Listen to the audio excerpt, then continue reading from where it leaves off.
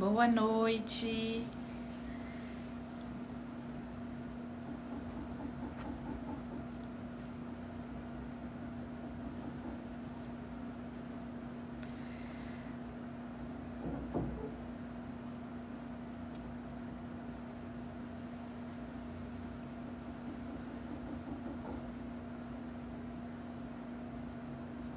Olá, boa noite. Vamos esperar a doutora Luísa entrar para a gente começar a nossa live.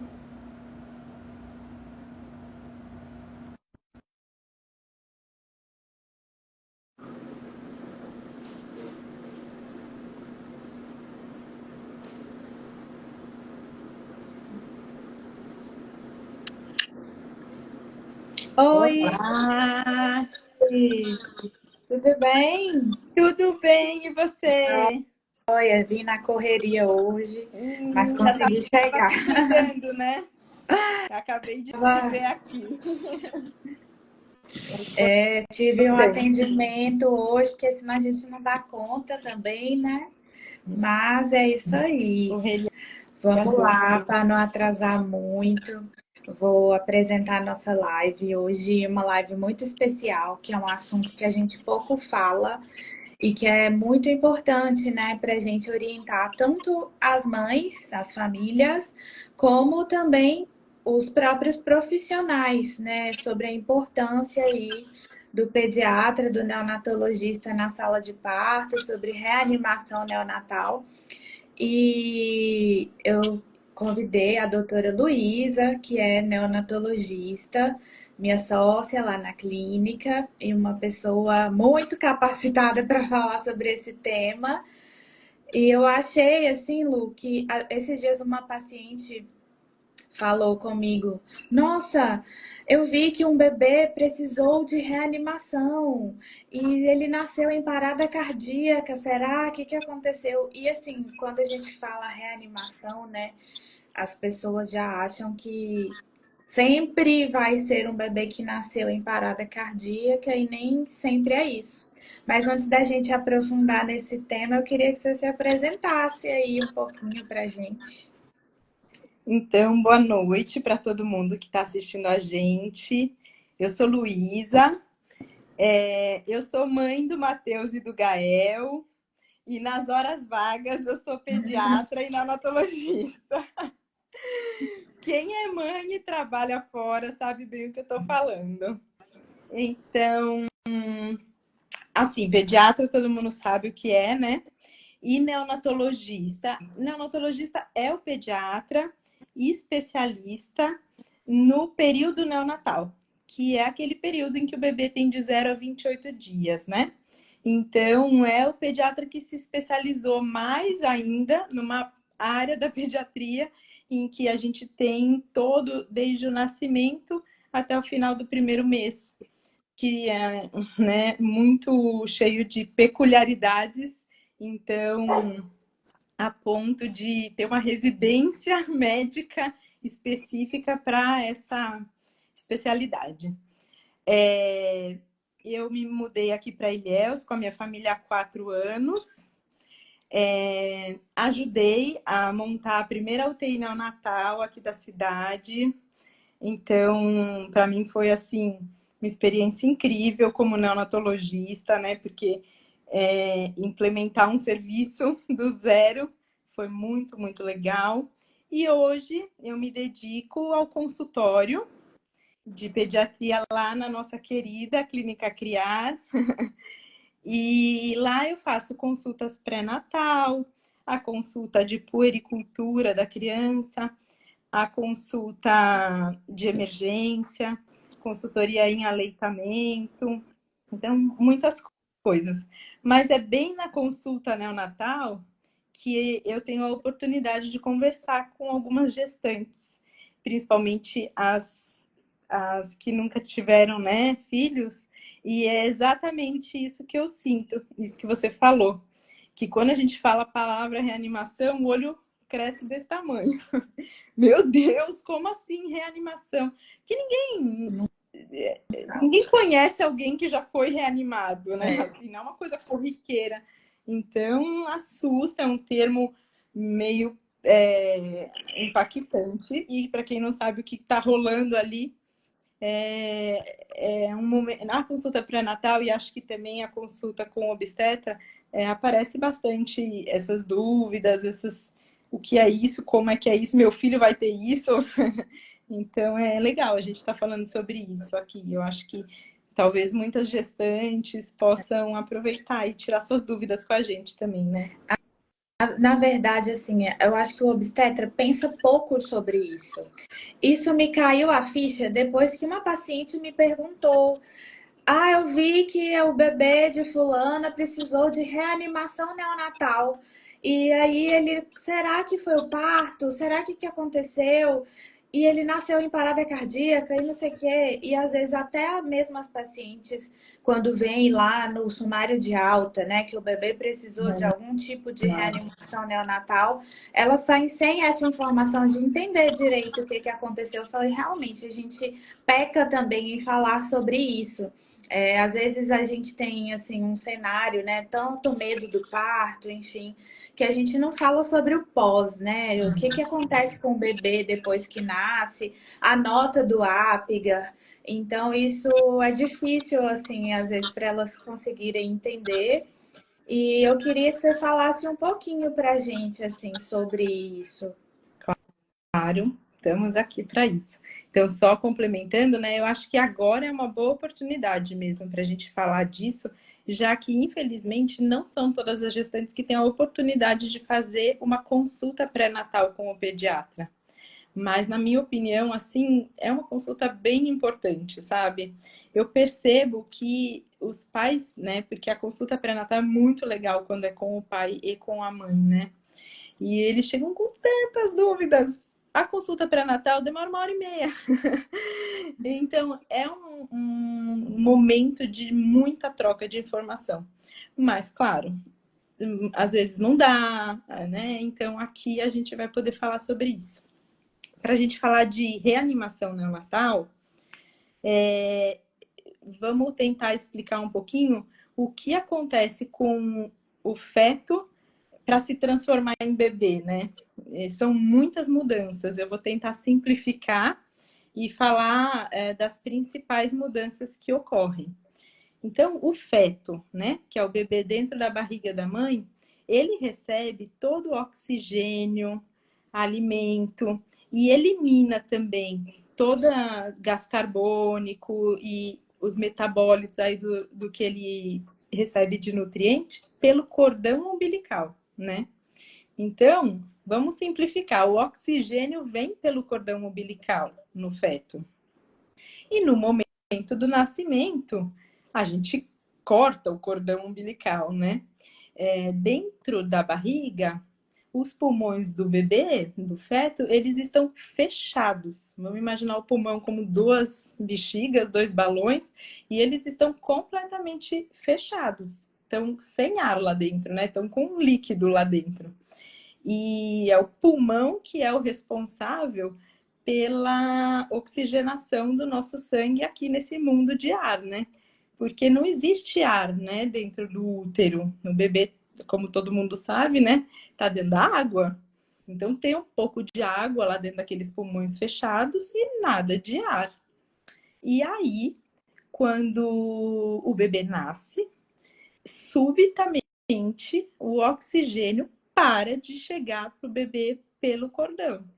E ele tem que passar a chegar para o bebê pelos pulmões. Então, é uma coisa, gente, enorme, é uma baita mudança, né? Para que essa mudança aconteça, tem um monte de mecanismos de variação de pressão, de variação de dilatação de vaso sanguíneo. Isso tudo é regulado, é incrível. Assim, eu poderia falar só sobre isso umas 5 horas, mas isso tudo é regulado por hormônios, por mediadores inflamatórios que são liberados na corrente sanguínea do nenê. Então, ele precisa ter várias sinalizações de que vai cortar o cordão para que esse pulmão ele se expanda e encha de ar e passe a ser o órgão responsável pela troca gasosa, pela oxigenação do sangue, né? A oxigenação do sangue, gente, é vital, né? Se faltar alguns minutos de oxigênio no sangue do bebê, e aí especialmente no cérebro do bebê, em pouquíssimos minutos, isso vai repercutir na vida dele para sempre. Isso a gente chama de anóxia neonatal. O que é anóxia neonatal? É a falta de oxigenação do cérebro e dos outros tecidos. Deu para entender essa parte? Então o bebê nasceu, acabou o cordão umbilical, os pulmões expandem, o nenê chora, né? Todo mundo adora ouvir aquele chorinho. E pronto. E aí começa esse processo de troca gasosa, né, com oxigenação do sangue, coração batendo e tal. Esse processo nem sempre é tão fácil e nem sempre acontece dessa forma como a gente queria. E aí, por que todo mundo conhece alguém que precisou do bebê, precisou de oxigênio quando nasceu, precisou ser reanimado quando nasceu? Porque a taxa de necessidade de reanimação, isso quando a gente pensa em todos os partos, independente se é parto de baixo risco ou parto de alto risco, quando a gente junta todo mundo no mesmo grupo, 10% dos bebês precisam de reanimação ao nascer. Gente, 10% dos bebês. É 1 em cada 10 bebês que nascem vão precisar ser reanimados. Então é isso. Eu não sei se o pessoal tem noção de que é muito bebê que precisa ser reanimado. E essa reanimação, é isso, essa palavra, né? Quando a gente fala de reanimação de adulto, é quando a pessoa morreu e voltou. E, né, o bebê dar esse oxigênio para o bebê já é chamado de reanimação neonatal. Então, às vezes, as pessoas acham que quando a gente fala de reanimação, o bebê nasceu com o coração parado. Às vezes isso pode acontecer, mas não, nem sempre. Às vezes, dar um oxigêniozinho que seja já é chamado de reanimação neonatal. Assim como a gente tem a reanimação intrauterina, que ninguém também fala sobre isso, porque às vezes, né, a gente hoje fala que o sofrimento fetal é uma coisa em que a gente tem muitos mecanismos para prevenir. Então, a gente não chama mais assim de sofrimento fetal, porque hoje a gente já tem Doppler, a gente já tem cardiotocografia, a gente já sabe que a monitorização contínua do coração desse bebê durante o trabalho de parto é imprescindível para que ele nasça bem. Então, às vezes, a gente consegue perceber algumas alterações na monitorização cardíaca desse bebê, que a gente já faz uma reanimação intrauterina, com mais volume, dando soro para essa mulher, por exemplo, ou melhorando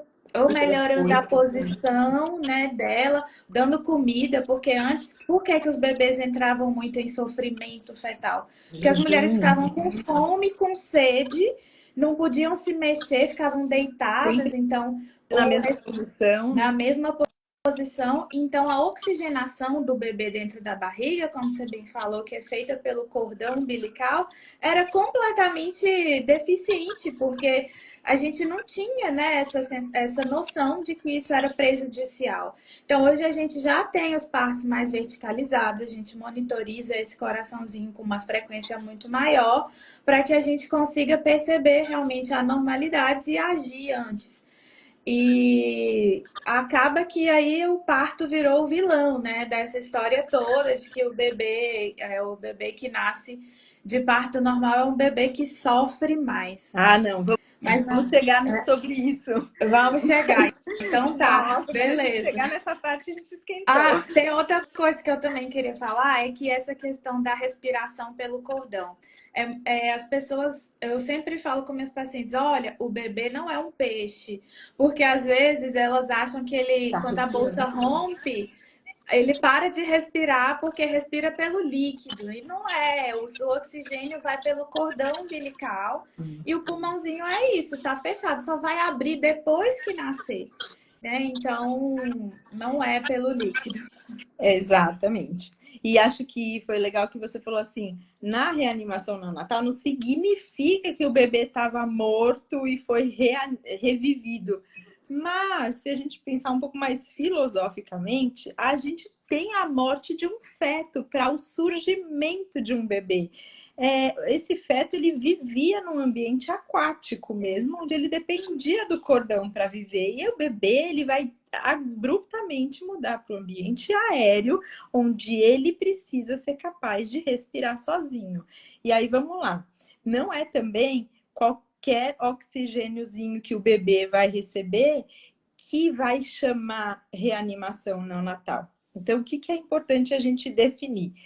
Qual é o bebê que vai precisar ser reanimado quando nasce? É aquele bebê que não assume espontaneamente e rapidamente a respiração, né? Então, assim, se ele não assumiu a respiração sozinho, aí sim ele vai precisar ser reanimado. E o ideal é que a primeira manobra de reanimação, que é a ventilação, e aí eu vou mostrar para vocês qual é a diferença de ventilação e dar oxigênio, tá bom? Já vou falar já.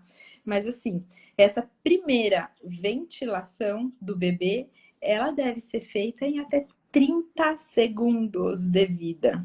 E é por isso que o ambiente de sala de parto, quando tem uma reanimação neonatal, é um ambiente agitado.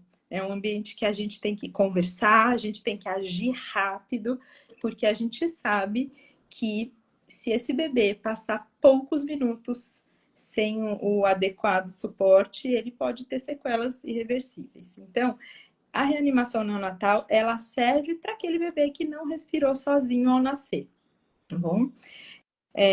Ele não respirou sozinho ao nascer, ele vai receber a ventilação com uma bolsa autoinflável, que a gente chama balão autoinflável. Tem uma máscara na ponta desse balão. Eu estou em casa, então não tenho um aqui para mostrar, mas é um balão com uma máscara na ponta, onde a gente encaixa a máscara na boca do bebê e aperta o balão para que a gente empurre o ar para dentro do pulmão do bebê. Já que ele não está respirando, a gente empurra o ar com oxigênio, tá? Esse dispositivo a gente conhece como ambu. Então, muitas pessoas já conhecem aí o ambu. É isso que a gente usa para fazer a ventilação. Aquele bebê que consegue respirar sozinho, porém, por alguma razão, ele ainda tem algum desconforto para respirar ou não está corando adequadamente, esse bebê pode receber oxigênio quando nasce. Mas aí a gente não chama isso de reanimação neonatal, porque ele já respira sozinho. É um suporte de oxigênio. Uhum. Ótimo. Aí a respiração, desculpa, a reanimação, ela tem várias etapas, vários passos de reanimação.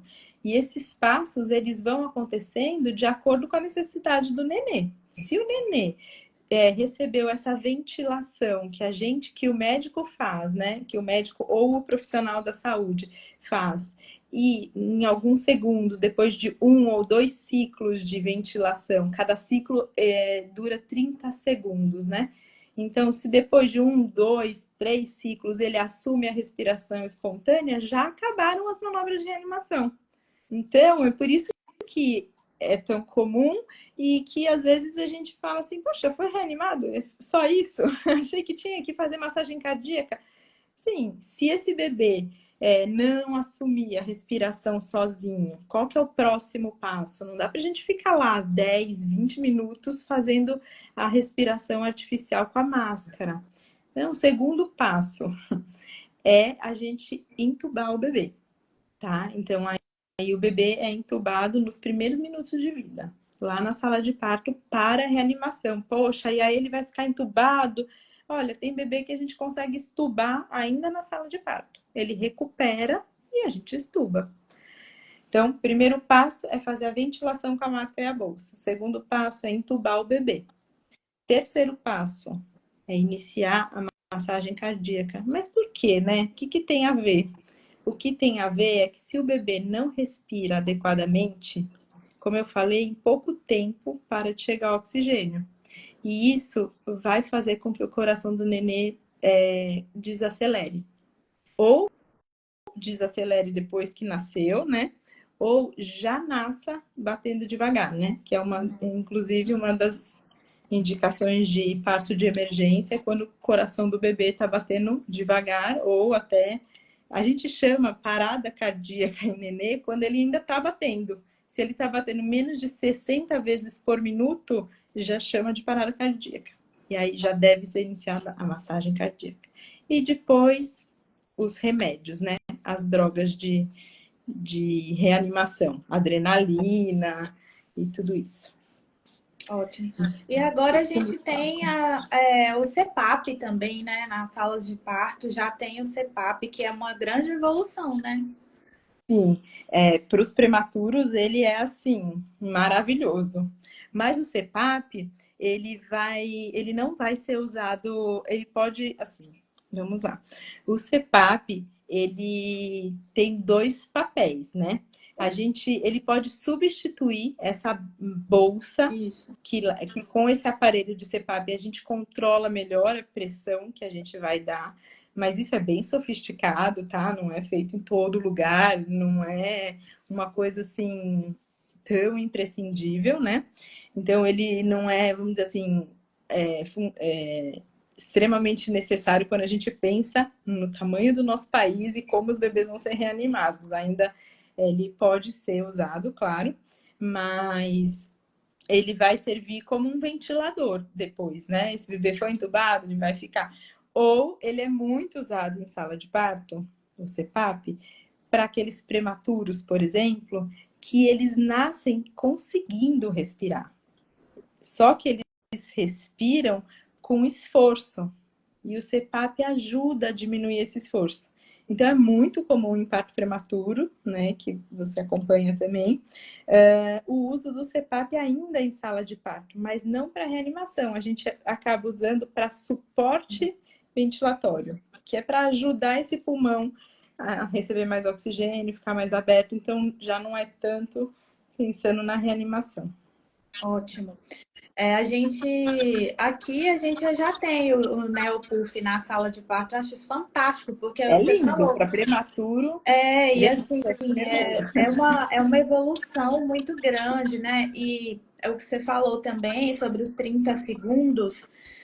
É tão importante a gente falar sobre isso para os profissionais, porque são decisivos, né? Então a equipe tem que estar ali muito unida para a gente agir nesse primeiro minuto de vida aí que conta para esse bebê. Então, o pediatra na sala de parto é extremamente importante, mas a gente sabe que, como você também disse, num país continental como o Brasil, a gente não tem sempre um neonatologista na sala de parto. E aí é que tá o treinamento, né, para a equipe toda. Todo mundo que assiste parto tem que saber ali fazer pelo menos a VPP, né, que é essa Que é a VPP, ventilação, que é a ventilação, isso. aí que é fundamental. E o treinamento das equipes, eu sempre falo que às vezes a gente acha que não, isso daí eu já sei fazer, mas eu, como obstetra, por exemplo, felizmente já precisei fazer poucas vezes, porque a gente sabe do papel da equipe multidisciplinar. Mas, por exemplo, em um centro de parto normal, como em São Paulo, né, que você bem sabe que lá tem várias casas de parto que tem só enfermeira, por exemplo, enfermeira obstetra, e elas são treinadas, né, para fazer isso, porque às vezes não dá tempo de transferir. Exatamente, né? Então vamos falar um pouco sobre isso, como é distribuído aí esses treinamentos e quais as recomendações sobre isso, né? A Sociedade Brasileira de Pediatria, ela tem todas as diretrizes de reanimação neonatal, né? Existe o programa de reanimação neonatal, e nesse programa eles dão curso de capacitação, de reciclagem. Então, assim, a recomendação da sociedade é que para os partos de risco habitual, né, eles chamam de baixo risco, mas eu acho que nenhum parto é baixo risco, então é melhor a gente falar de risco habitual, que são aqueles partos em que a gente sabe que não tem um fator de risco adicional, então não tem nenhuma doença materna, não tem nenhuma doença fetal, o bebê não é prematuro. Então, nesses partos de risco habitual, na hora do parto, na sala de parto, tem que haver um profissional da saúde. Então, pode ser médico, enfermeira, obstetriz, até fisioterapeuta, um profissional da saúde que tenha capacitação para iniciar os primeiros passos de reanimação neonatal, que basicamente é saber fazer a ventilação, né? Que é a VPP, que é a ventilação com pressão positiva, por isso chama VPP, ventilação com pressão positiva, que é essa do balão que a gente falou. Esse profissional, ele vai estar lá na sala de parto exclusivamente para assistência do bebê. É por isso que não inclui o obstetra, né? Porque o obstetra, ele está lá para cuidar da parturiente. Então, tem que ter um outro profissional da saúde que esteja lá para cuidar da reanimação, se necessário, dos primeiros cuidados do bebê. Agora, para qualquer outro parto que não seja de risco habitual, né? E o que seria um parto de risco? Quando eu falei, né, que 1 para cada 10 bebês vão precisar ser reanimados, vão precisar de ventilação, né? É 1 para cada 10, 10%. E 1 para cada 100 vão precisar ser entubados em sala de parto. Aí, se ele vai precisar ser entubado em sala de parto, 1 para cada 100 realmente precisa do médico ali. Isso para todos os partos. Mas quando a gente vai, por exemplo, para parto prematuro, essa taxa cai para 60%. 60% dos prematuros precisam ser reanimados ao nascerem. Então, assim, o que seria um parto de risco, né? Não de risco habitual, de alto risco.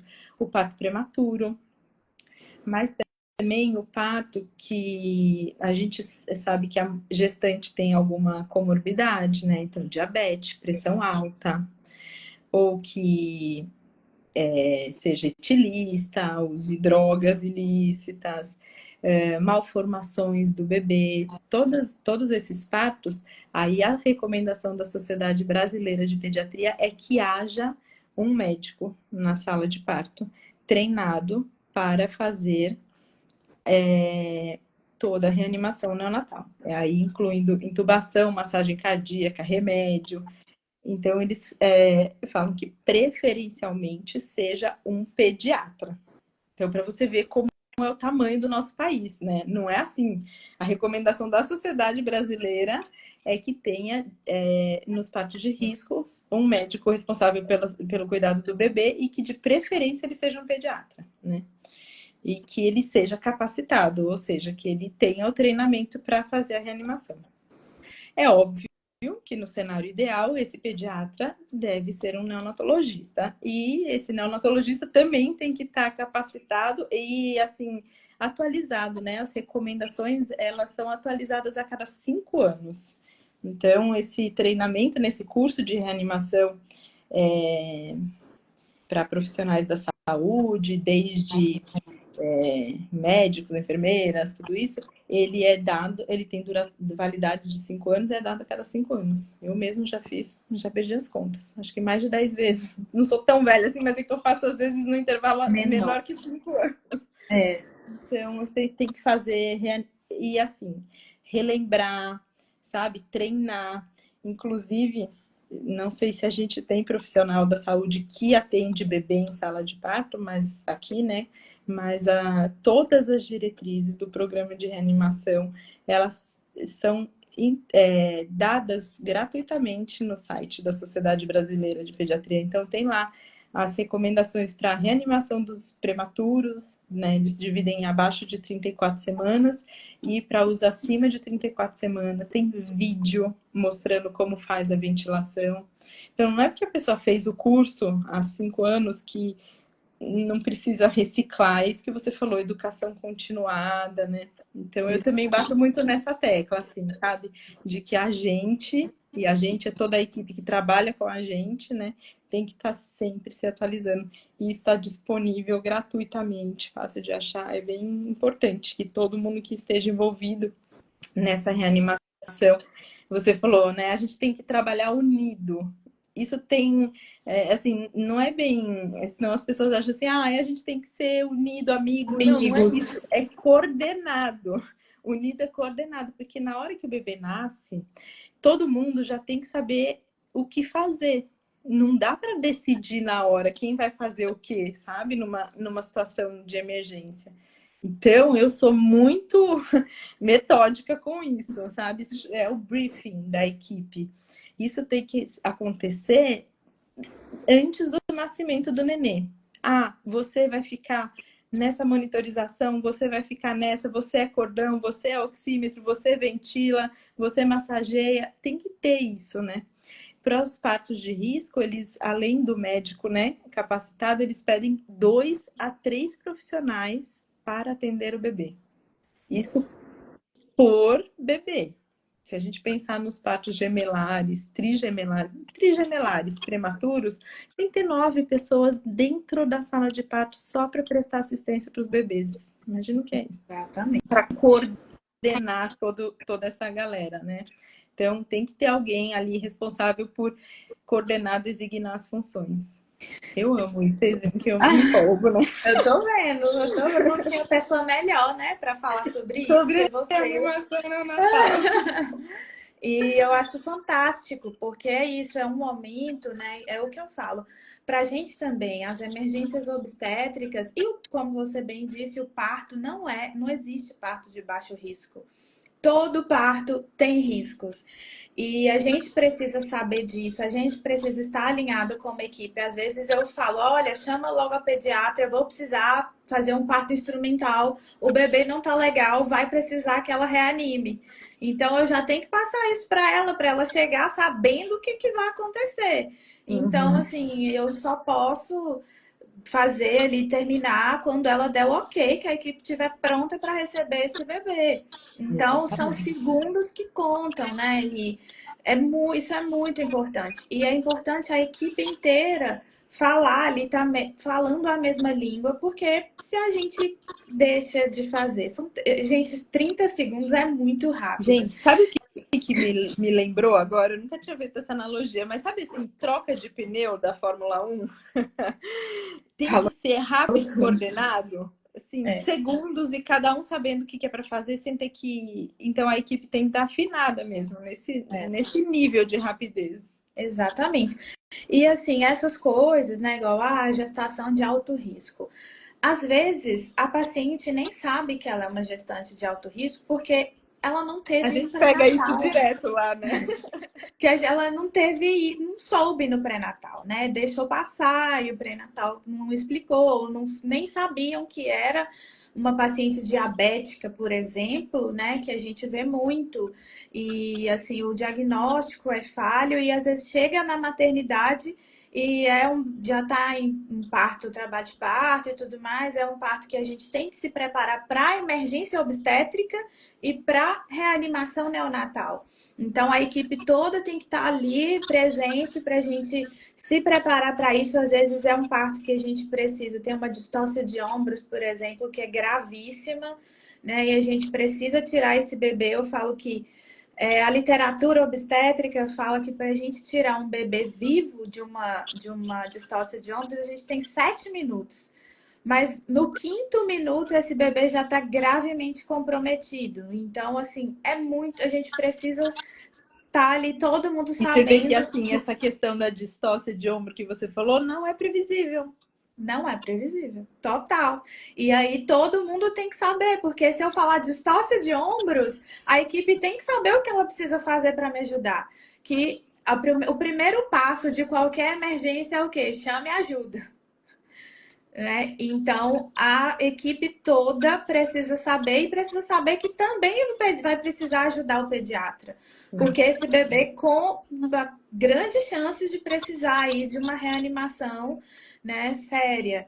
E o quanto isso é extremamente importante, porque às vezes, não, ele tá só, às vezes nasce com, enfim, não consegue assumir o padrão ventilatório, e se a gente não conseguir perceber isso, não E é passou. rápido o negócio, como a É gente já falou rápido. 500 vezes, é rápido, porque é rápido mesmo, né, gente? E assim, em questão de minutos, a gente faz mudar a vida dessa família, dessa criança.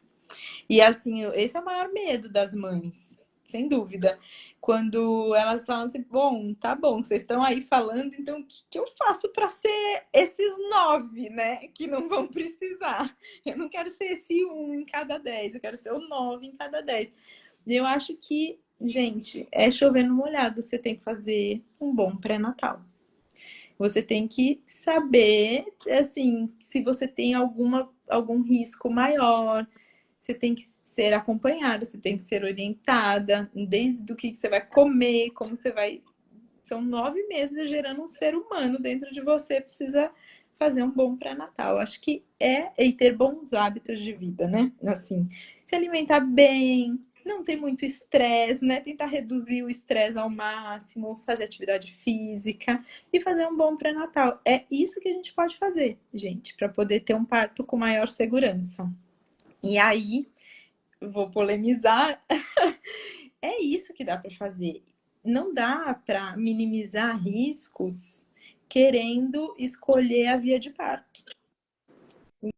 Então, assim, querer achar que você vai optar, você mãe, você gestante e você leiga, né? Querer decidir qual é a via de parto do seu bebê para minimizar riscos, não é assim que funciona. Porque não tem nenhum estudo no mundo que, por exemplo, prove não, que mostre que parto cesárea vai levar menor taxa de necessidade de reanimação. Não tem isso. Porque se tivesse, gente, o mundo inteiro já estava fazendo isso, só cesárea, por exemplo. Porque ninguém quer, né? Um bebê anoxiado. Então, realmente, assim, isso é falso, isso é uma falsa ideia ou até cultura que se implantou aqui no nosso país, né? Nos últimos, sei lá, 40 anos, 30 anos, que realmente, assim, existe essa ideia de que o parto normal traz mais risco para o bebê, né? Porque realmente ele é mais longo, né? Um parto normal dura 12 horas, uma cesárea dura 20 minutos. Aí você tem a impressão de que assim, nossa, a chance de dar um problema aqui em 12 horas é maior, então eu vou minimizar o risco tentando acelerar o meu parto. Também não é por aí, porque assim, como eu falei lá na primeira fala, vão ter muitos processos hormonais, fisiológicos do trabalho de parto que são benéficos para que esse bebê assuma a respiração logo que ele nasce, né? Então, o que eu acho sobre, sem querer polemizar muito, mas assim, esqueçam, não vai ser o parto cesárea que vai prevenir a sua necessidade de reanimação. O que eu acho que a cesárea, quando bem indicada, é assim, maravilhosa, salva muitas vidas, mas quem indica é o médico, e ele tem que, né, entender por que está indicando. Então, acho que aí sim a gente está fazendo uma boa assistência e vai dar um bom desfecho, sabe? Existe um medo absurdo, vamos ser sinceras. Não é só da dor do parto, também, né? Porque também é complicado, isso é um outro tema, né? Mas assim, a mãe tem medo da dor? Tem, mas o que ela quer, na verdade, é que fique tudo bem com ela e com o bebê dela. Então, a mensagem é que a escolha do parto bem escolhida pelo um obstetra é o melhor jeito de prevenir anóxia e necessidade de reanimação, né? Isso é muito importante porque é isso, né? Nós somos pais vice-campeão de cesáreas no mundo e nem por isso a gente tem. Hã? Quem é o campeão? Eu não lembro agora qual que é, agora. mas é o vice. Nós somos o vice. E assim, nós temos quase 60% de cesáreas, né, no Brasil. E nem por isso nós temos menos reanimação neonatal. Muito pelo contrário, as UTIs estão sempre cheias porque a gente falha, né? A gente ainda está falhando no pré-natal, está falhando na assistência ao trabalho de parto e na assistência neonatal também. Então eu falo muito sobre isso, porque não adianta a nossa parte a gente tem que fazer, mas elas também têm que fazer a parte delas. as pacientes e os colegas, por exemplo, como a gente disse, a OMS fala muito sobre a assistência durante o trabalho de parto, que essa monitorização a gente Monitorização. precisa. Às vezes os pais ficam, mas o que vocês fazem durante o trabalho de parto? Vocês ficam só ouvindo o bebê? Sim, assim, é o que eu mais faço no trabalho de parto, é ouvir o bebê. A OMS Se vai recomenda. durar 12 horas, você sabe melhor do que eu a recomendação, mas assim, a recomendação da neonatologista é, se possível, ouvir o tempo todo. O tempo todo. E assim, a recomendação é ouvir durante o trabalho de parto ativo de 30 em 30 ou de 15 em 15 minutos. E durante o período expulsivo, que é o momento que é mais crítico, né? Que é essa transição de dentro da barriga para fora da barriga, de 5 em 5 minutos. E em alguns casos, realmente a gente tem indicação de fazer cardiotocografia contínua. O trabalho de parto todo, o período Quando expulsivo tem um todo. risco materno, né? Ou uma doença materna. Ou, Aí, ou fetal, porque às vezes a gente tem bebês pequenos demais, ou bebês que mostraram na ausculta que tem alguma questão que a gente precisa ouvir melhor esse batimento, que a gente faz essa monitorização contínua justamente para a gente agir antes que ele entre em sofrimento. Você Então, lembrou bem, bebês pequenos demais, os bebês baixo peso, eles têm um risco muito aumentado para necessidade de reanimação. Não são só os bebês prematuros, não, que a gente falou, os prematuros e tal. Mas essa é uma quantidade grande de bebês que são os baixo peso, né? Os bebês pequenos, os pigs. E porque por várias razões, né? Eles podem ter crescido pouco, porque a mãe é hipertensa, porque a mãe tem alguma doença autoimune, sei lá, usa alguma medicação e tudo isso atrapalhou o crescimento dele. E esses bebês aí são de risco para necessidade de reanimação mesmo. Isso, e a gente tem, é isso, a hipertensão é muito, eu falo aqui sempre, quase toda live eu falo sobre hipertensão, porque eu sou uma advogada contra esta doença que é gravíssima, tanto para a mãe e para o bebê, né? Assim, uma das principais causas de parto prematuro terapêutico é pela hipertensão. Então, assim, às vezes a gente precisa, pelo risco de vida materno, fazer um parto prematuro, porque a hipertensão tá ali, né? E pode matar essa mãe, ou às vezes pode matar o bebê, ou os dois, né?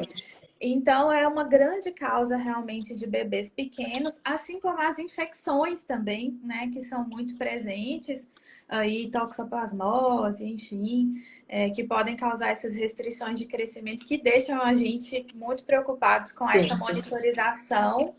E nem por isso, às vezes, a cesárea é indicada, justamente porque nesse processo aí do parto, vai liberando todas essas questões hormonais. E no período expulsivo tem a questão de espremer o pulmãozinho do bebê também para sair o líquido e ele conseguir respirar melhor, né? Então, às vezes, a gente compara o parto normal como esperar a fruta madura cair do pé e a cesárea que, às vezes, a gente precisa arrancar essa fruta meio verde ainda. E é mais difícil, né? Mas é isso, o parto... né? É óbvio. A gente vai ter todos os riscos cirúrgicos, anestésicos, infecciosos. Ela tem que ser indicada quando tem que ser indicada, né? Acho que o melhor caminho é sempre aquele que Deus nos deu. Mas às vezes a gente está vendo que a gente tem algum risco ali, né? Porque pode acontecer, e aí sim a gente precisa indicar. Me lembrei uma coisa assim, interessante, né? Quando você falou que no canal de parto ele tem uma compressão mecânica mesmo desse pulmão que ajuda na expulsão do líquido, né? Antigamente, assim, era muito comum quando o bebê nascia virar de cabeça para baixo, né? Para por gravidade sair esse líquido e o obstetra ir lá e pá, né? Dar um tapão no bebê para ele chorar esgoelado. E a gente ainda tem um pouco essa imagem, eu acho, de filme e tudo isso. E assim, às vezes a gente recebe algum bebê, muitas vezes de parto normal, e o bebê já fica, né, em contato pele a pele com a mãe no colo da mãe, o bebê tá sentindo aquela respiração da mãe, a temperatura, o cheiro dela. Muitas vezes o bebê fica tranquilo, não dá um chorinho. E aí os pais ficam assim, tá tudo bem? Tá tudo bem? Então, tá tudo bem, tá, gente? O pediatra tá avaliando se o bebê tá respirando, né? Tá corando. E ele vai corar também gradativamente, né? Porque isso é outra coisa que assusta. Ele tá roxinho. Todos os bebês nascem roxinhos, porque dentro da barriga da mãe a oxigenação é menor. E é para ser, tá? Eles precisam de menos oxigênio dentro da barriga. O sangue oxigenado da mãe, ele passa por todos os órgãos da mãe para depois ir para o bebê. Então ele chega lá menos oxigenado e tudo bem, a natureza fez assim.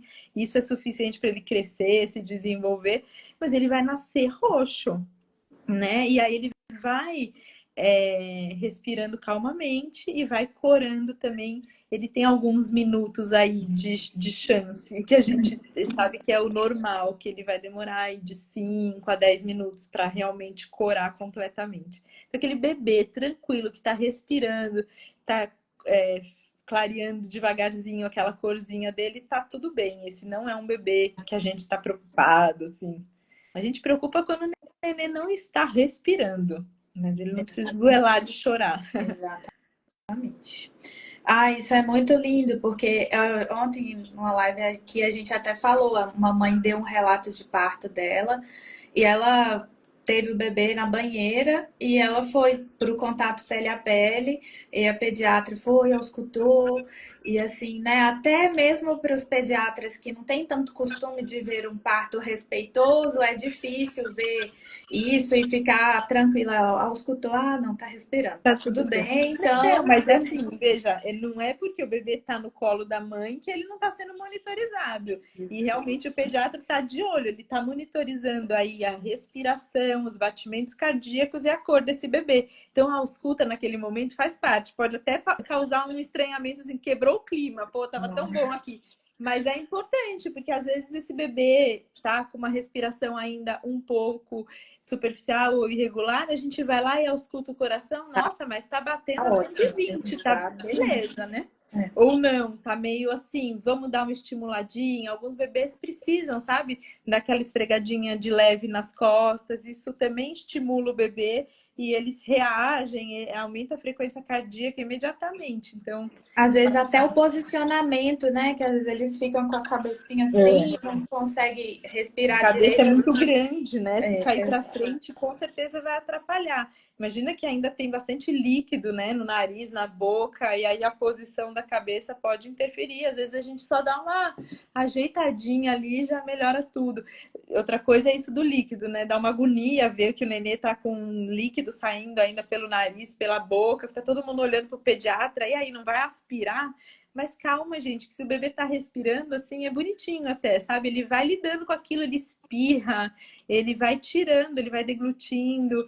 Não precisa sair aspirando todo mundo. A gente vai sair aspirando quem realmente está obstruído ali com aquele líquido, ou seja, que não está passando ar. Mas o neném que está respirando e está com um pouco de líquido também está tudo bem.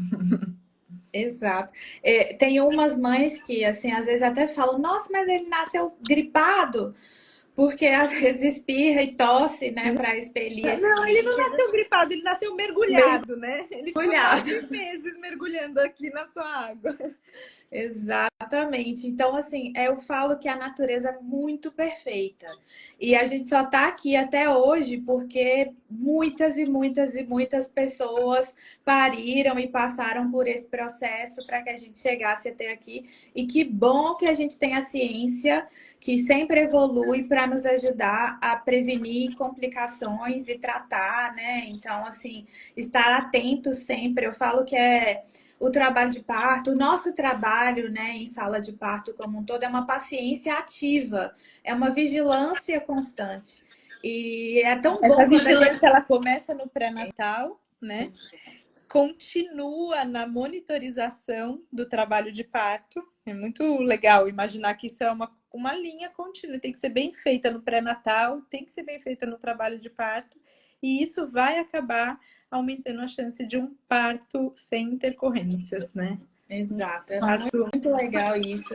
E é tão bom quando a gente precisa só vigiar, né?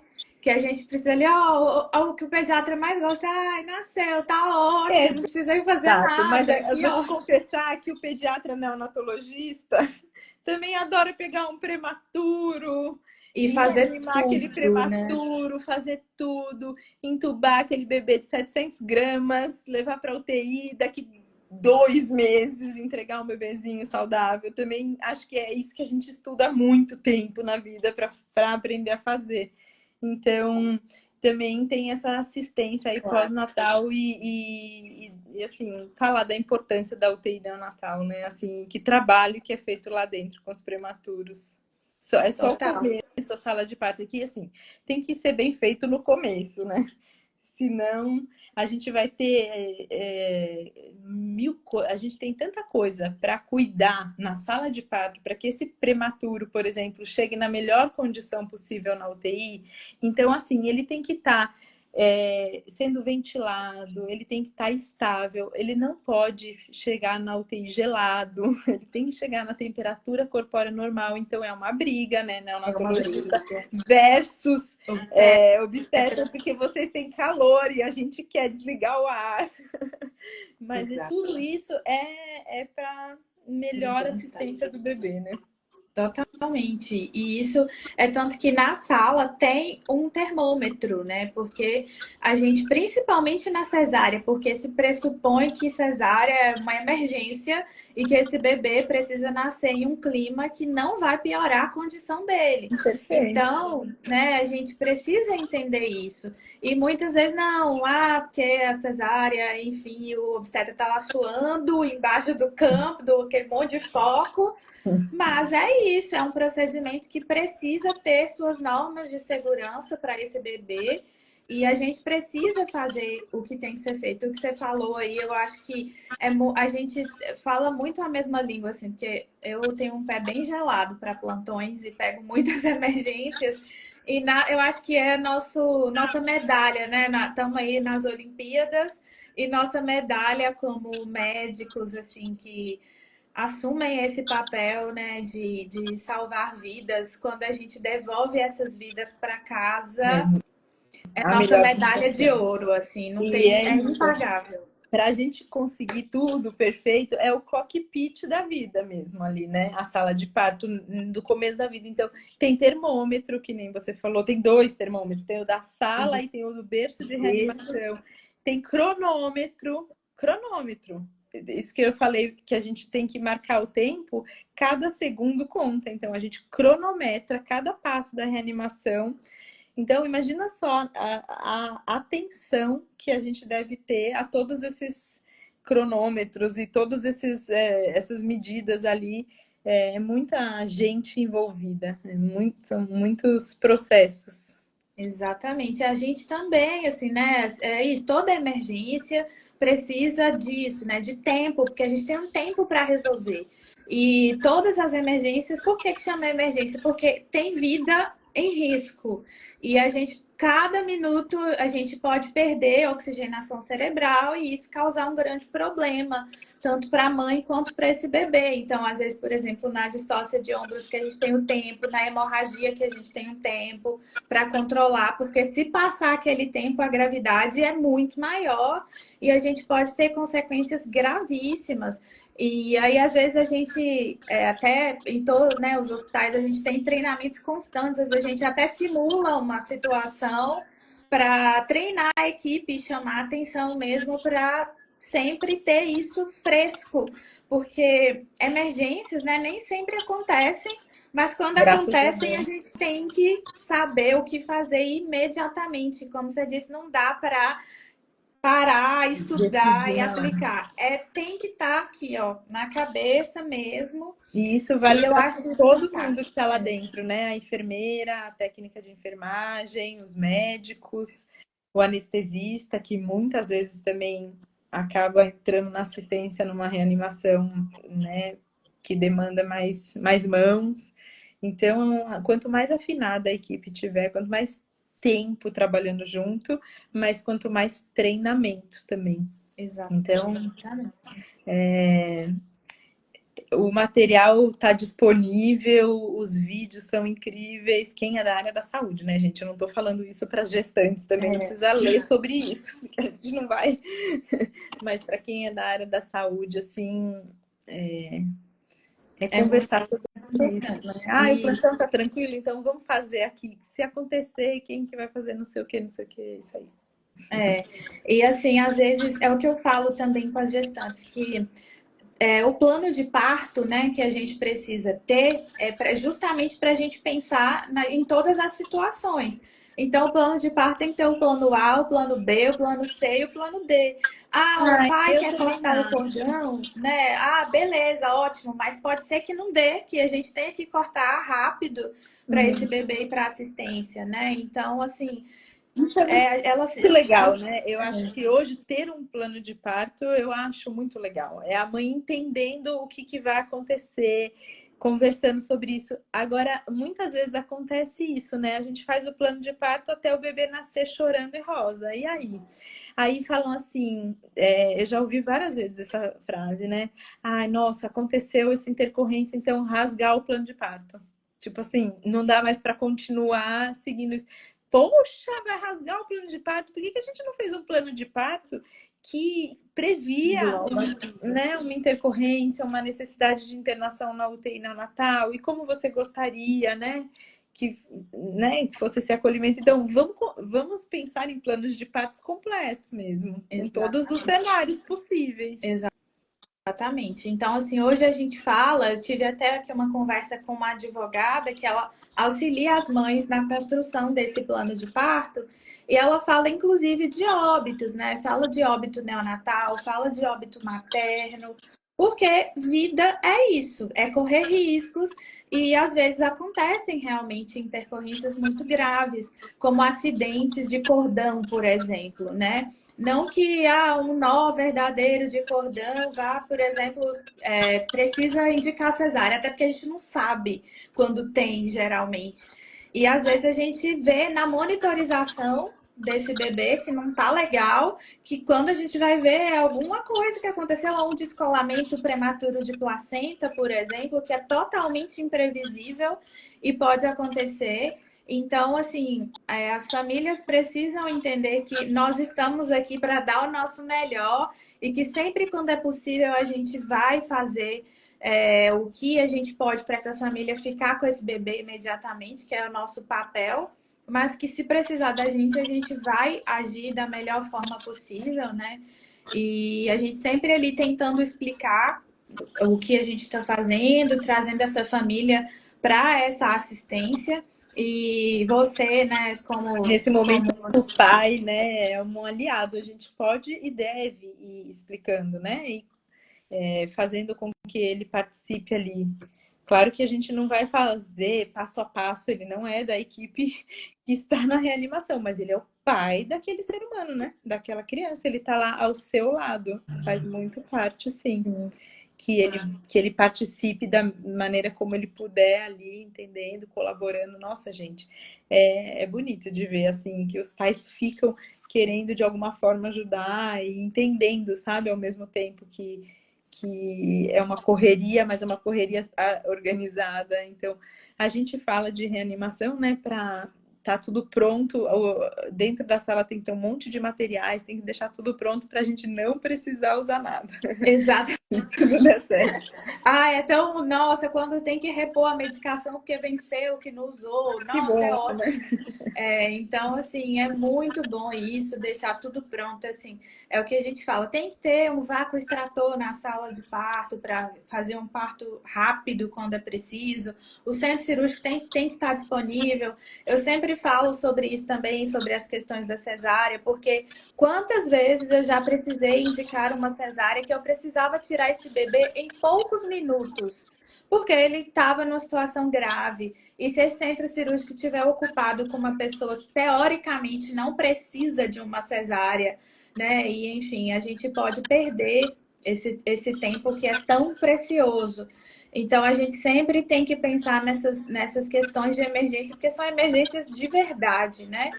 E às vezes a gente não dá para pensar e esperar, enfim, a gente tem que estar pronto ali para resolver.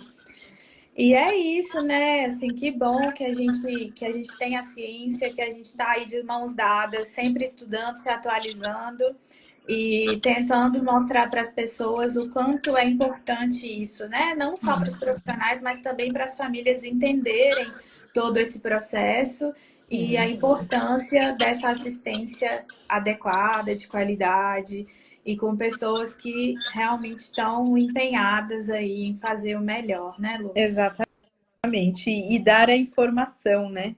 Eu acho que quanto mais informação essa família que vai ter um parto aí em breve tiver, mais, mais a chance de dar tudo certo, né? Então, acho muito legal essa oportunidade, esse espaço aqui de falar de reanimação no Natal, 9 horas da noite. Eu espero que muita gente tenha aproveitado. Que se Isso, muito deixar, obrigada a por aceitar neonatologista também. aqui fala de reanimação mais umas horas.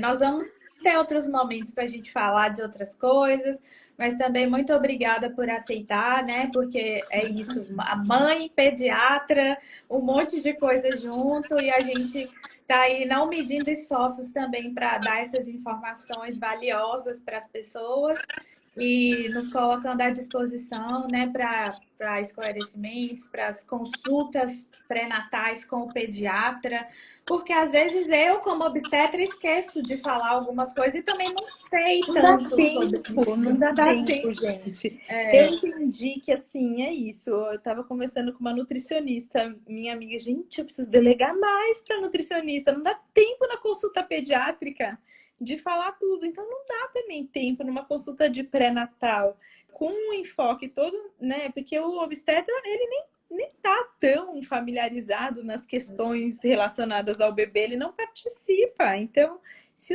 esses pais têm essa curiosidade, essa demanda, obstetras encaminhem para um pediatra fazer uma consulta pré-natal, porque vai ajudar muito essa família, né? Quanto mais informação, melhor. E aí tem grandes polêmicas, né? De quanto tempo cortar o cordão e colírio e Ah, vitamina K, né? Tudo isso que o pediatra pode explicar muito melhor a importância e gente, exatamente. Isso aí cabe ao pediatra explicar, né? Não é assim o blog, a rede social, a vizinha. E essas questões todas que você listou aí, sabe? São questões médicas. Então é muito importante conversar. Se não conversar antes, pelo menos conversa no hospital. Não tomem decisão sem ter a informação. Não tem como isso. tomar a melhor decisão. E às vezes são informações muito. É o que eu falo, as redes sociais trazem muitas informações, mas trazem muitas desinformações também. Porque, olha, a gente já está uma hora aqui falando de um assunto e às vezes um vídeo de 15 segundos que fala: não tome vitamina, não deixe seu bebê tomar vitamina K. Tá, mas. Né? E aí, às vezes, a gente deixa de fazer coisas extremamente importantes para esse bebê por falta de informação mesmo. E às vezes, lá no momento do parto, em que a mãe está fragilizada, o pai está fragilizado, o bebê acabou de nascer, é um momento muito delicado para a gente te convencer de que aquilo ali é importante, né? É, realmente, não vai dar certo, a comunicação não é o melhor momento, ninguém está com muito tempo, então, podendo se munir de todas as informações antes, vocês vão chegar lá muito mais preparadas, prontas para falar isso sim, isso não, né? Uhum. E escrevendo, né? No plano de parto também tem isso, a assistência com o bebê, mas para escrever isso tem que saber, né, o porquê das coisas e o que que a gente faz de E verdade. tomar a sua própria decisão, mas assim, para você tomar a decisão, você tem que ter a informação correta, né? Isso aí. Então tá, vamos encerrar, né? Porque senão a gente fica até amanhã aqui falando. Muito obrigada de novo. Obrigada É a muito você. bom dividir esse momento e esse ambiente de trabalho com você. Nós estamos na mesma missão, né? Não é à toa que trabalhamos juntas. E é isso. Muito obrigada mesmo. Boa noite. E nas próximas, vamos pensar em outros temas para a gente trazer também, Combinado. né? As gestantes podem dar sugestões também. Muito obrigada a Exatamente. você também. Tamo juntas. Um abraço, boa noite. Beijo. Beijo para Beijo. todo mundo.